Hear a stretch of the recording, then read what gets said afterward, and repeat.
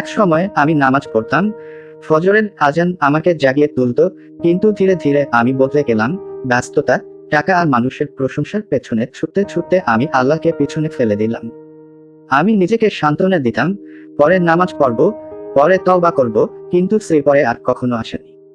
একদিন হঠাৎ করেই সব ভেঙে পড়ল।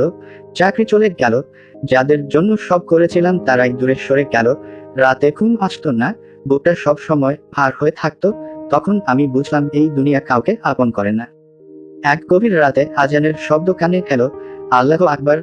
আমি আর নিজেকে ধরে রাখতে পারিনি, সিজদায় পড়ে কাঁদতে কাঁদতে বলেছিলাম, হে আল্লাহ, আমি তো অনেক দূরে চলে গিয়েছিলাম, তুমি কি এখনো আমাকে ক্ষমা করবে?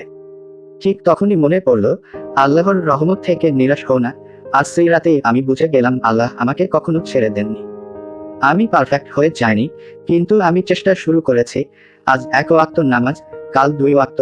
আমি হোঁচট খাই তবুও ফিরে আসি, কারণ আমি জানি আল্লাহ চেষ্টা করা বান্দাকে ভালোবাসেন। আজ আমি ধনী নই, কিন্তু আমার অন্তর শান্ত।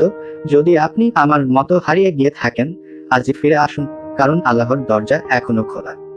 এই কথাগুলো যদি আপনার মনে লাগে, একটি হাতের তালু একসাথে ওপরের দিকে কমেন্ট করুন, আল্লাহ আমাকে ক্ষমা করুন।